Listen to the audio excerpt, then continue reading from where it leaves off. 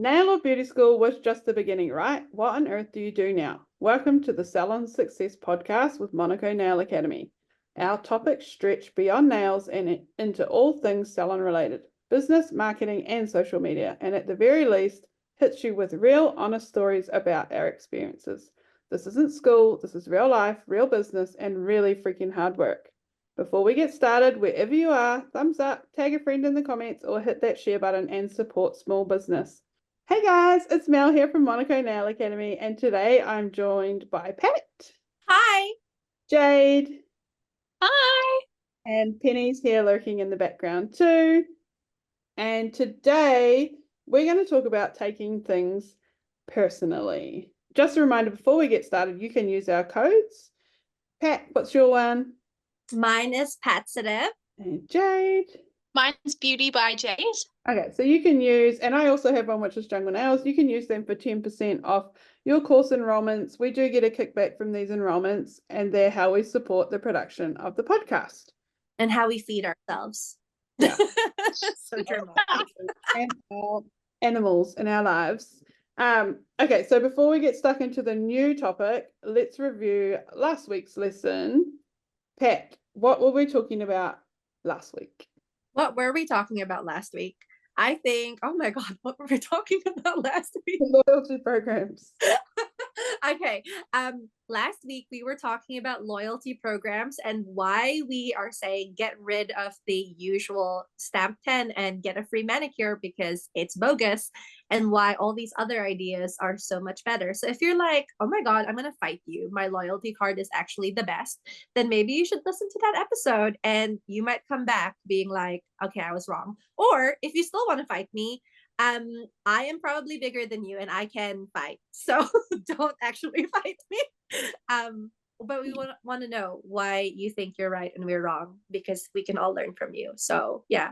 All right, back to you, Mel. Jade, do you do any loyalty program or anything?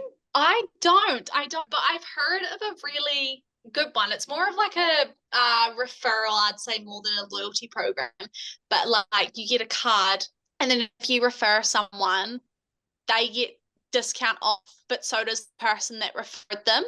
And then it just keeps going. But no, at current, I don't, because I want to save money. But I know you've got to like spend money to make money. So yeah, I'm going to have to give that podcast a listen, I think.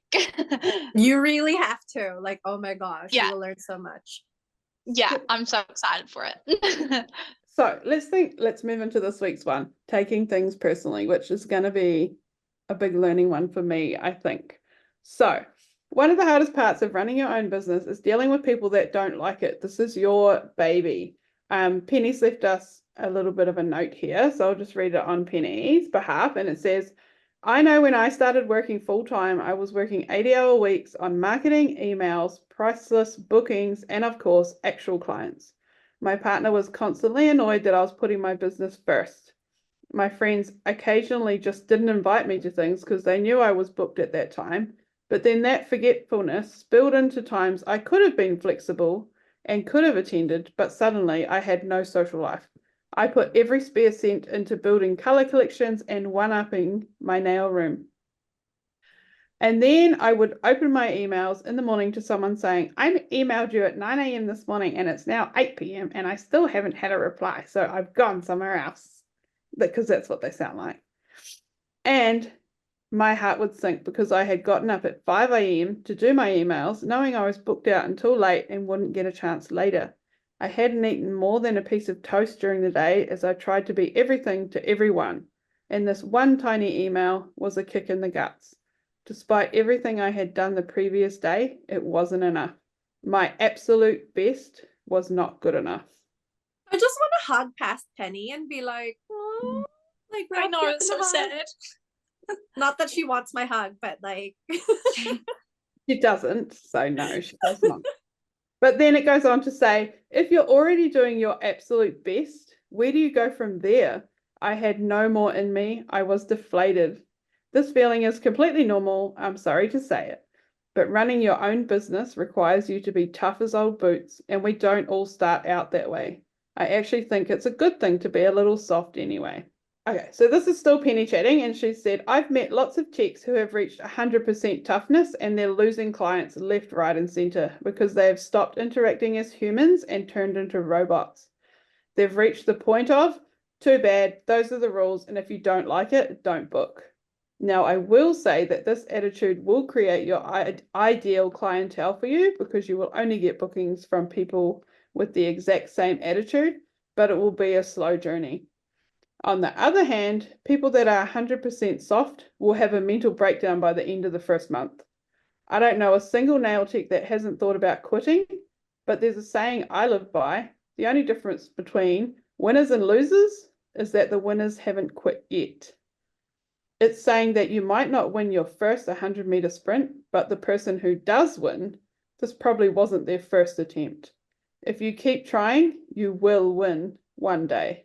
But it takes more than a bucket load of guts to keep pushing through the constant setbacks. Thoughts? What do we think? Where do we sit on the scale of tough as old boots and soft? I'm 100% in the soft girl era of my life. So I'm a soft girl. And on that note, I'm reading a book on assertiveness because it's really important that even if I'm like embracing my softness and I'm a little baby and, you know, people look after me and whatever, I don't want people to walk all over me. So I'm all about protecting my softness while still being assertive, but not being aggressive. Like I'm not a bitch, but also I can be a bitch. Just, yeah. I don't know where I'm going with that. No, Jane's, I like, looking agree at with me that. with like, what? Okay, she's agreeing with me. Never mind. I'm very much the same. Yeah, definitely like in that softer bit, like definitely not in like the tough as boots bit, but in the softer bit, but starting to kind of know, like, you know, not to kind of take things as personally, like, take it as a learning lesson and being like, look, I can't please everyone, you know, doesn't matter if that client goes because I'm going to attract clients that are more in my vibe, if that makes sense. Yeah, totally. I think I have been everywhere on the scale. I definitely started out, I think, too soft, and then I went all the way to the other side where I was literally like, if you don't like it, don't book. I don't care. I couldn't give two shits if you come or not. And now I've kind of softened again to come back to be a little bit more, I don't know, a little bit more fluid and understanding of people and things happen in life and all that stuff. But yeah, you definitely have to find the balance, I think. So Penny goes on to say, I personally think the ideal balance is about 80% old boots and 20% softy, a point where you have a huge amount of respect for yourself and standards you require clients to meet, such as being on time and so on. But you can deal with those clients as a human being. This balancing act is a practice art, and I think it took me a solid year to even come close to nailing it. In fact, it was probably when I first hired Alicia and had to lead by example that I started trying to think logically and in a solution-focused way rather than emotionally. Penny goes on to say, I still don't get it right all the time. It's the end of August as I write this script, and I would say I've cried maybe 3 times this year over the things people have said about me or my business, and had another 3 or 4 mini breakdowns where I forgot to stay solution-focused and instead let it all get to me. I guess that averages out just under 1 breakdown a month, but I can guarantee you that 3 of those things happened in the same week, ultimately ending in the tear session. And then it was smooth sailing for the next wee while. When it rains, it pours. So, solution-focused thinking is 100% the key to survival. I would be nowhere without it, and I try and teach my team to think the same way wherever possible. Solution-focused thinking is fairly self-explanatory, but I'll elaborate anyway. When something goes wrong, or even when nothing goes wrong, but you feel like you've failed, forget the failure. It's a waste of time. What is worrying going to do? Absolutely nothing except dig your hole deeper. What is the solution to this problem? What could we do to prevent it reoccurring? So I'm just thinking that it really comes back to mindset again. And I think that's been a theme in the last few episodes that we've been doing. You know, like we've talked about your mindset in terms of finding your hustle, your mindset in terms of avoiding burnout, your mindset in terms of finding your right client. And again, we're talking about mindset, trying to find the solution. Because I know that it's so easy for me to be like, oh my God, it's all my fault and the world is going to end. But actually it's not. Like, literally, like, what is a problem that I had the other day? Oh my gosh, I did nails for someone, and instead of using builder gel as my mapping layer, I used rubber base. Because why? I don't know, like my brain just short circuited. And then, like, I thought I was gonna cry, and the client was so relaxed and she was so gracious, and Penny was just like, we're just gonna see what happens, and we're gonna put builder gel on top and pretend that it was builder gel underneath. And it's not ideal, but like, what can I learn from that? And the learning is read what the freaking label says. And the client was like, are you sure that's builder gel? And I was like, yeah, it's builder gel. I did not read it. But that is a reminder to myself to read it. And there's this whole thing, there's this like thing where if you point and say something out loud, it makes it easier for you to actually acknowledge and remember what you're looking at. So I might try that and be like, this is builder gel, and look at it. So but it wasn't, the end of the world. The client was still super lovely. We had a great time. End of the day, she still had pretty nails. So, no one died and I did not die. But my initial reaction was to like freak out and like short circuit, and Penny had to like keep reminding me, like, don't like spiral, like it's okay, like it's fine. But I was like fully like, oh my God, I'm gonna die. But I didn't die. So good reminder. I don't know. No, that's fair. When I have stuff like that happen to, like anything like that, instead of thinking of like a solution, I think the first thing my brain does is it like overthinks everything, and it thinks the worst case scenario for like how to actually fix it. And I think I just have to sit there and remind myself to breathe for one, like just chill out, and then think, okay, how am I going to fix this? What can I do to solve this? And then go into that, because that mindset's so much better than keeping yourself like in the self-sabotage mindset where you're like, oh my gosh, why is this happening? Why do I suck? Yeah, you're so right. And like the breathing is so key, because like, Yeah. If you're just like, oh my God, everything's gone wrong. Yeah. But like, okay, deep breath, like, let's move on from the panic and into the, what am I going to do now? Because looking back is not going to help you in this moment. Yeah, definitely. Just like remain calm, fake it till you make it kind of thing. And then just, pretend you got it and you will have it, Let's move on with what Penny's written. So she has said, a client comes to you and you complete the service she asked for. You ask her to rebook and she says no. In my early days, this was an immediate panic. What did I do wrong? Oh my goodness, she hated me. I'm a terrible nail tech. What if she tells people, why did I think I could do this? I needed to stop, breathe, and think logically. Why didn't she rebook? Did she give me any clues? Did she mention money being tight, directly or indirectly? Maybe she mentioned she was saving for a house. That's a clue. Was the service for a special occasion? Did she use a voucher? How far did she drive for this? Had she had reasonable expectations when she arrived? For example, if you run a home salon, did she know she was coming to a home salon? Did you quote her the price before the service started? And did you check that it was okay? Also offering options for reducing it so that she felt she could if she needed to. Was your salon the cleanest it's ever been? Were you presented the best you could have been? Did the topic of conversation slide into any potentially risky territory? Opinions can be dangerous, and I try and use my end of the conversation to drive what the client says, almost never offering my own opinion. It's almost like a game, seeing how long I can go with just asking questions and prompting conversation with facts rather than ever offering my own opinion. Did she come across any animals while she was there? I always mentioned my dog to new clients and that he was on the other side of the property, but I had a client who was petrified of my cat once and didn't come back because I couldn't shoo the cat away, who was outside on a fence about 3 meters away from my window. Think also about body language. Were there any times that she flinched in the lamp or during filing, for example? Could your service have actually been uncomfortable for someone with sensitive skin and they were just too shy to say anything? Anyone come across these? Definitely, yes. I think in the early days, more so.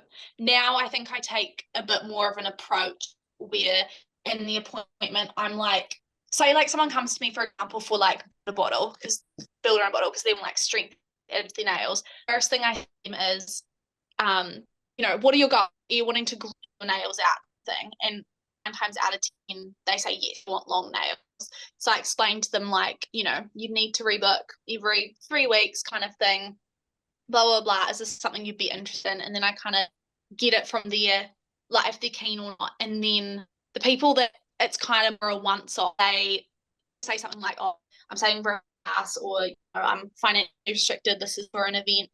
And I kind of just acknowledge, we're in a cost of living crisis, we're all struggling, some people can't afford to have this as a regular thing, and that's okay. It's not your fault, it's a thing you've done wrong, it's just the circumstances that we've lived with. So I think at the start it's very easy to freak out, because you're like, well, that's not regular, I have my books every 3 weeks. But then you're going to potentially get really good word of mouth from that client. She may go tell her friends, and then they'll come to you. So you're still going to get like the bookings. It's just changing the thinking. That comes back to the don't take it personally thing, right? So like a couple months ago or whatever, Hannah and I did a booking for some girls from the US rugby team, and that was like really cool and very exciting. But like we were supposed to come back a second day, and then we got like a very nice message saying that actually they were no longer available and we couldn't do their nails anymore.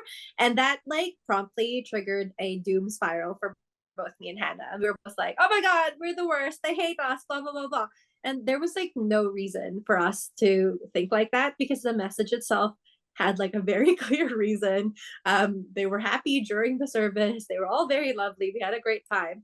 But immediately I was just like, oh my God, this is all my fault and I've done something wrong. But like you just shared, Mel, in Penny's notes, like there are actually so many factors, and not all of them are in my control, and not all of them are about me. But why am I immediately making it into my personal problem? Like, I don't have to. I'm just creating anxiety for myself when I shouldn't. And so I'm like, I really have to work on my mindset and my thinking, which is easier said than done. But I guess that's why we have these podcast episodes, to discuss things and learn and grow, so that we're reminded that, hey, it's not the end of the day. Like, yeah, the client didn't rebook, but maybe there's a lesson there, or maybe it just has nothing to do with you. Maybe it's something to learn from if you're noticing that like 90% of the people who you do nails for, none of them rebook, then okay, definitely you need to learn from that. But if it's like one person out of like 20, then should you really panic? Like, maybe not. Maybe it's genuinely nothing to do with you. So try not to overthink things. Again, easier said than done. Yeah, totally. And I'm definitely guilty of it too, like immediately blaming myself, like, oh, I did something wrong, they hated the nails, whatever. So we're terrible at taking things personally. So next thing Penny says is, nowadays when a client doesn't rebook, I say no worries at all, and I email her a few days later with an anonymous survey. I use SurveyMonkey to do this, that basically says, thank you for attending an appointment with us this month. So that we can continuously better ourselves, what could we have done before, during, or after your appointment to improve your experience? I send it via a survey platform because it allows the responses to be anonymous, and I'm more likely to get honest replies. No, I'm just more likely to get replies at all when it's anonymous. Fairly often, I don't even need to send the survey. I know exactly why the client didn't rebook because I've worked it out during our conversation. When I do send the survey, often people will say, the service was great, but I'm moving, or I just found out I'm pregnant and morning sickness is kicking my ass, or something like that. Other times they won't reply, and then literally 3 years later, they will come back in the first conversation and say, I'm so sorry, I haven't been in a while. My husband left me and I had to juggle moving and get my kids settled. And you feel so guilty that you were ever selfish enough to think that her decision not to come back to you had anything to do with you. One of my clients found out someone had been murdered on her property years earlier and got 15 minutes notice to gather her things and move out because her house was now a crime scene. Fair game, lady. Oh my God, what? Yeah. That is crazy. Yeah. And it goes on to say, it is actually the rarest of occasions that someone says something that could actually be considered your fault, like, my gel peeled off after 2 days, or I thought the service was unprofessional. And even then, I won't encourage you to feel even slightly bad. The lady that says her gel peeled off, there's a chance she'll think, I knew that was going to happen because she wouldn't stop putting her hand in her bag. Or maybe she was the perfect client, but you know you did everything right, so what else can you do? Sign up for a class, ask a mentor for help, watch a YouTube video from the brand you use. Don't waste time feeling sorry for yourself. Do something about it. We all need these lessons. Do something about it. Yeah, I mean, that's a pretty extreme case, but I guess that's like a really important distinction to think about, right? Like if it's nothing to do with us, there's no point in us worrying about it. So don't stress. But if it is something to do with us and we know for a fact that it's because of something that's in our control or something that we can influence, then instead of like panicking and freaking out, take action, because guilt and panic and worry, they're not productive emotions, but thinking about solutions and actually doing something about it is productive and can actually benefit future clients, not just the one person who, ended up having not the best time.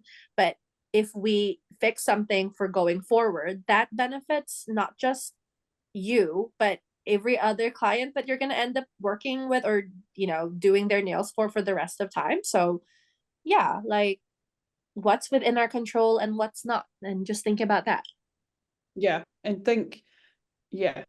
So this one, the lady who said the service was unprofessional. Think about her entire journey. How did you handle her booking? What did she see on your website? Were reasonable expectations set? Were you well presented? All the same questions as before. Did you do everything in your power to be professional? If the answer is yes, then bugger it. Take her feedback on board and use it as an opportunity to look around you and assess how you could possibly improve your professionalism as a business and as a person. Make one small improvement, a one-up, and know that the next time someone new comes in, you will present a better, more professional service for them. I think something you said there, Mel, is really important to note. Like you said, make one small improvement. Like it's not that you have to suddenly make 5 million changes. It's you do one thing and make sure it's small and actionable instead of being like, I have to change everything about my service. Because it's like one is like really like big and like, oh my God, I can't change that. That's like so much. That's overwhelming. But if it's like, I am going to make sure that I will follow different buffing steps. Like I'm thinking of like that specific technique when you're buffing to make sure that you've got everything. Like that's something that's achievable and actionable that maybe you weren't doing before. But if it's like, now I have to change absolutely everything, that's like too much and you're probably not going to do it. Or you'll just like put yourself in a little hole and be like, I can't do this anymore and I'm going to quit. And we don't want that because we want happy nail techs. Absolutely. So, sorry, I see a naked child in there running around. Why? He's just run back past with his leopard onesie, so who knows what's happening out there. Anyway, if anything ever happens and you can think about the service and go, yep, I know exactly why she felt it was unprofessional, then I give you permission to set a timer for 5 minutes and allow yourself to feel a bit rubbish until the timer goes off. Fair enough, you messed up. But when the 5 minutes is up, remember that negative emotions are really productive. Make a plan for how you can avoid repeating the same mistakes next time and move on. There are other scenarios where this all applies. Someone might inquire about a booking and then change their mind and not end up booking at all. Do you know why they didn't book? Was price an issue? Are your prices fair and cover your costs and wages? Then she wasn't the right client for you. Was it nothing to do with price? Or maybe you have no idea why. Could it have been your customer service? Was the booking process too difficult? Are you so full at the moment that you weren't able to fit her in at her exact preferred appointment time?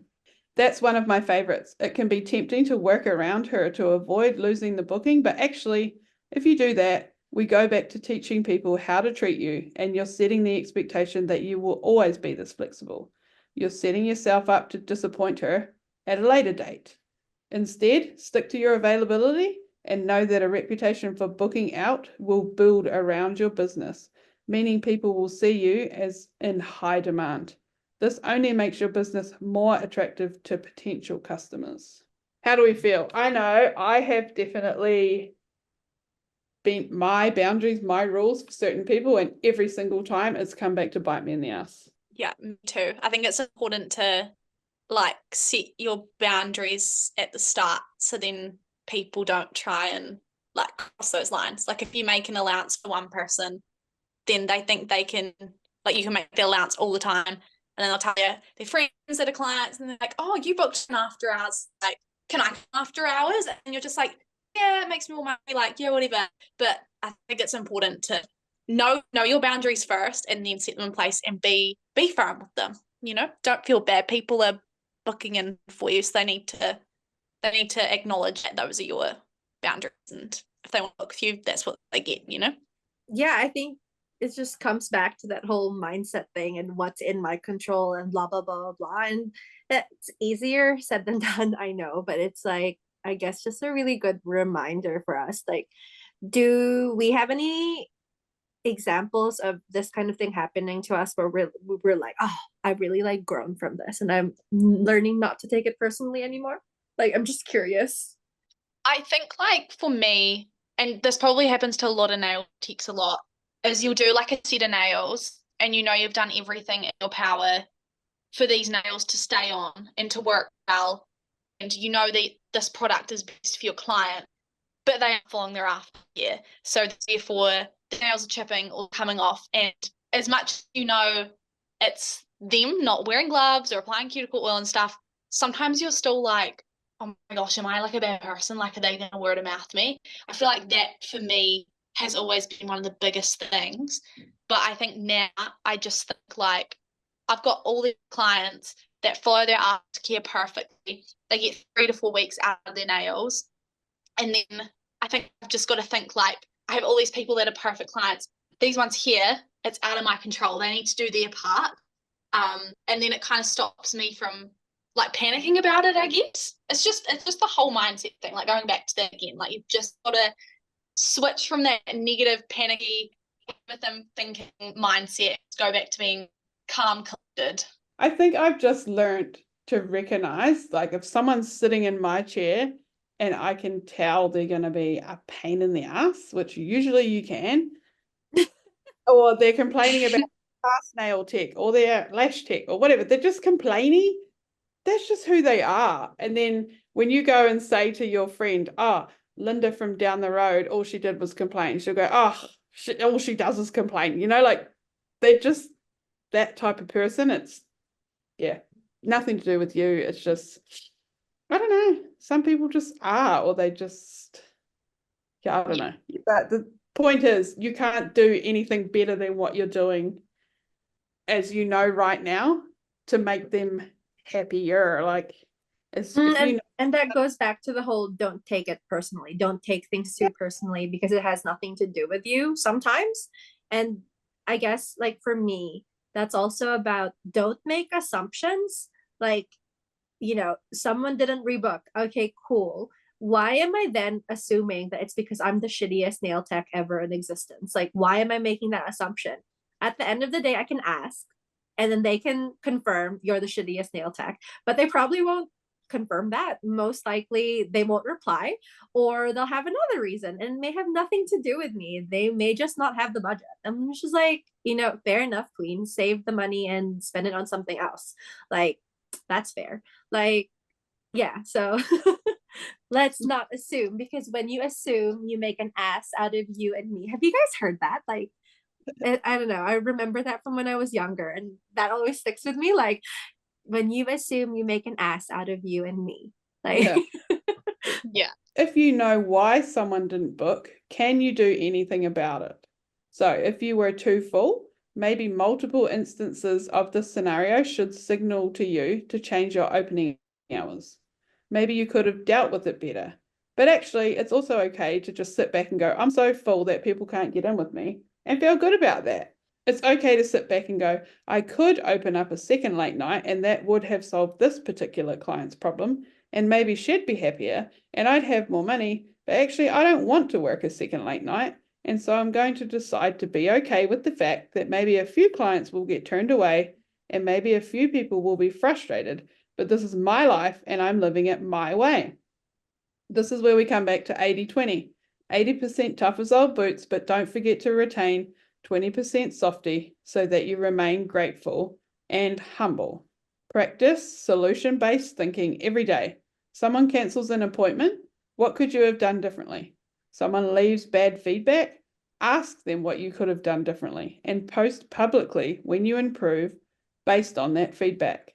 Promoting when you improve doesn't tell people you weren't very good before. It tells them that you will always be better tomorrow than you are today because you give a damn about improving. I think that's actually a really good point. The whole, if you are showcasing that you're improving, it doesn't mean you used to be shit. It just means that you're committed to improving. And so then your customers know that if they see you, you're always going to be doing better work for them.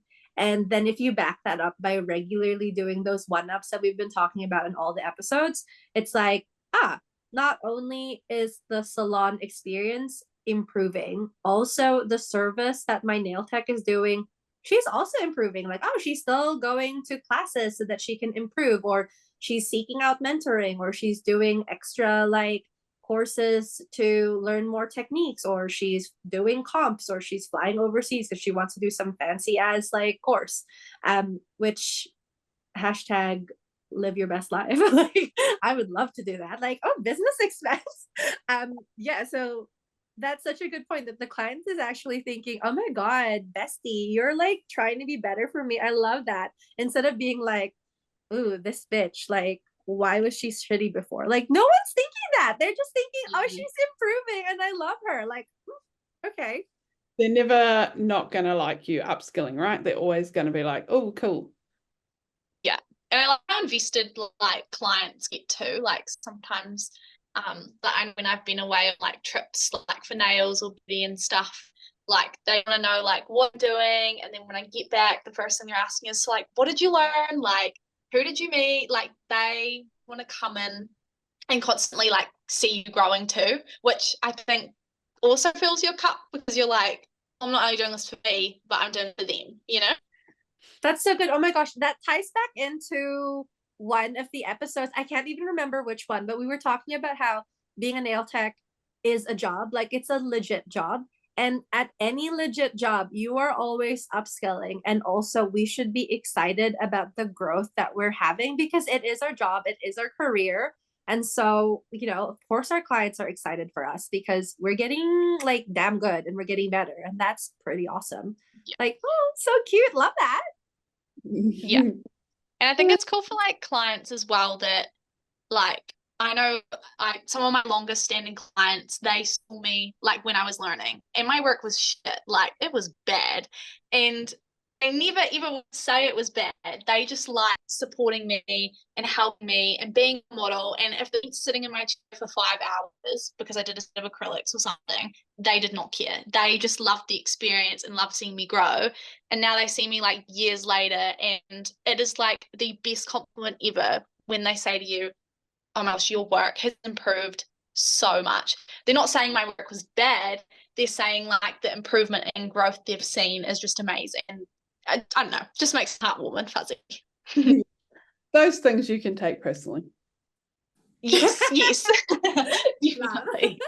Okay, so we've got just one last little bit. So remember that customers do business with businesses, not with friends. When you go into your favorite cafe and the coffee just isn't what it used to be, you don't switch coffee shops because you think the owner is a terrible person. You don't consider that maybe the barista was up all night with a sick kid, or their dog just died, or they just got a huge power bill. You go, oh, this coffee isn't as good as it usually is, and maybe that's enough of a push for you to try that new place you've been thinking about checking out. You don't have an emotional investment in the success of the coffee shop. You don't care that the owner remortgaged their house to buy the cafe, or that their supplier changed the beans they use with no notice, and actually they're emotionally exhausted from fielding complaints all day, and you're just another straw on the camel's back when they could really do with a cuppa and a lie down and to start again tomorrow, because this shit is hard. It's hard because you are a business and a human, and you are expected to take it all on the chin because you are a business while treating your customers like humans. You are expected to be everything to everyone, and heaven forbid they find you on Facebook via the local community page, because you'll be fielding questions about opening hours at 7 a.m. on your only day off, and you'll never get away. It's okay if this is too hard. It's not for everyone, but if you've got more than a bucket of guts, know that the only difference between winners and losers is that the winners haven't quit yet. And know that every successful person you see that has all their ducks in a row is hiding the one duck that lost all its feathers. Oh, sad duck. Oh.